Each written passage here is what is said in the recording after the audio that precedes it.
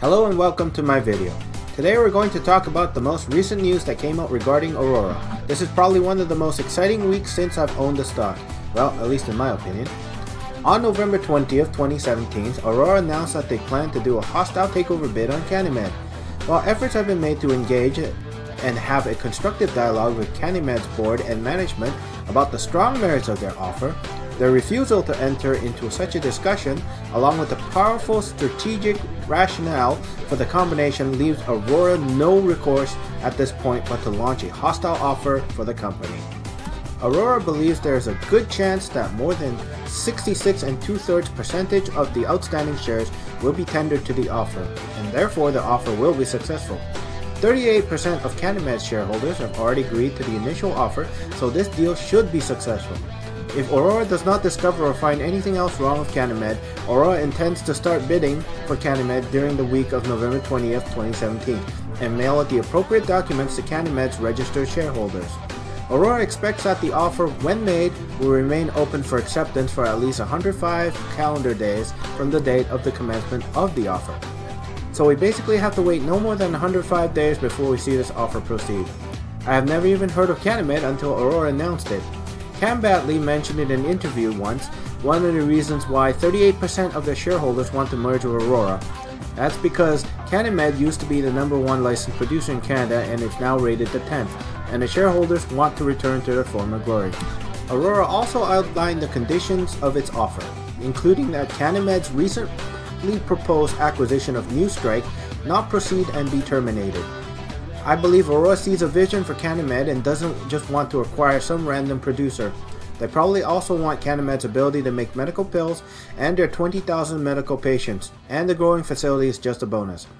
In a statement by Canimed's Chief Financial Officer, John Knowles, he says that "We're very concerned about Aurora's offer to our shareholders. It is based on an inflated Aurora share price that has enjoyed a recent and significant run-up in value that does not appear to be based on any substantive decisions or value created by its management. The bid price reference in this hostile bid is misleading in this context, and there does not appear to be any premium in the offer Canimed shareholders when you adjust for Aurora's recent share price increase. We further note that the bid price is capped at $24, but there is no lower limit should Aurora's share price weaken. The Aurora management team has not demonstrated an ability to execute competently and consistently, and there's a serious concern that the Aurora share price will drop just as quickly as it had risen.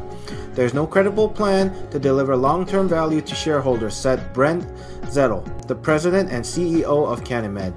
In contrast, shareholders have an attractive and assertive transaction available to them now, as Canimed and New Strike are extremely well positioned to deliver significant shareholder value going forward.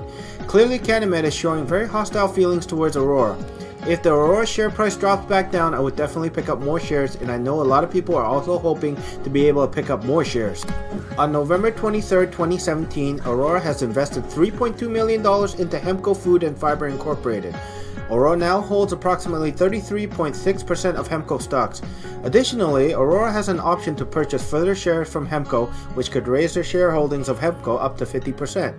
This marks a milestone for Hemco because of the relationship with Aurora as a strategic partner.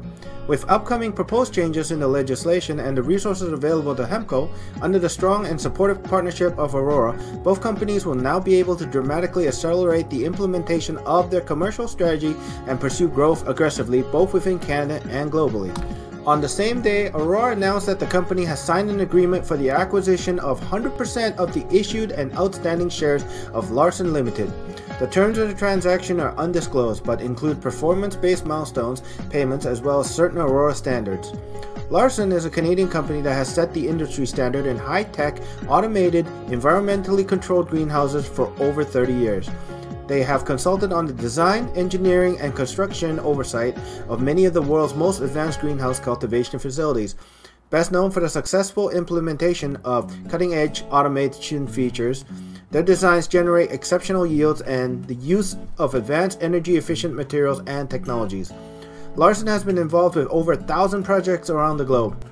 Larson is the designer, engineer, and overseer of the construction of Aurora Sky facility, which upon completion is expected to be the largest and most technologically advanced Mary Jane facility in the world, producing ultra-low-cost, premium-quality Mary Jane. Larson is currently involved with over 15 Mary Jane industry clients globally, including 5 licensed Canadian producers. The benefits of acquiring Larson is as follows. For predictions of 2018, just Larson themselves could generate approximately $6 million in revenues, with an EBITDA margin exceeding 40%. For people who don't know what EBITDA is, it is earnings before taxes, interest, depreciation, and amortization.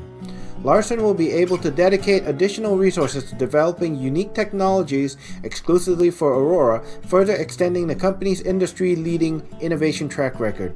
Given Larson's reputation and visibility in the industry, Aurora will gain immediate access to much more international mergers and acquisitions and partnership opportunities.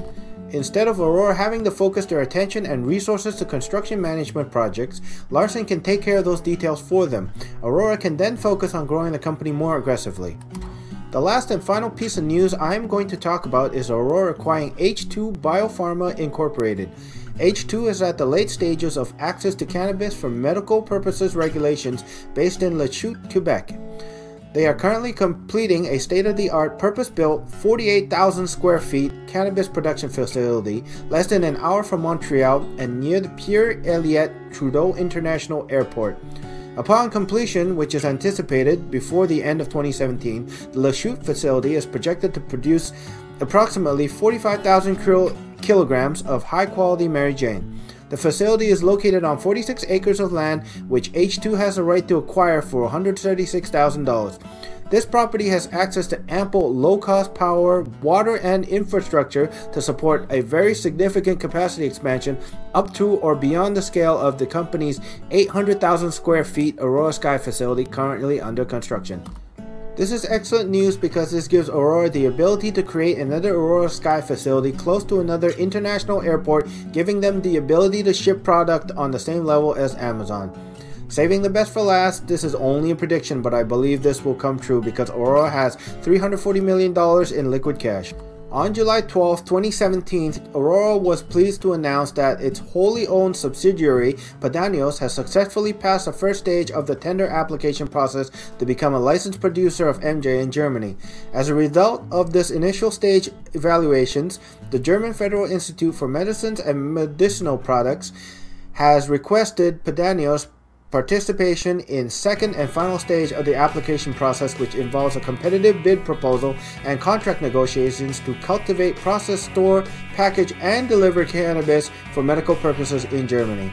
According to Cam Batley, he mentioned that the Aurora plans to build more Aurora Sky facilities around the world.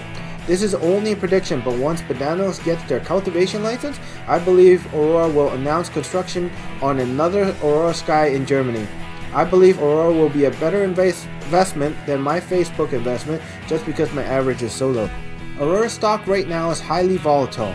If you are a short-term trader or a person that doesn't like to lose money, then I would recommend not buying Aurora.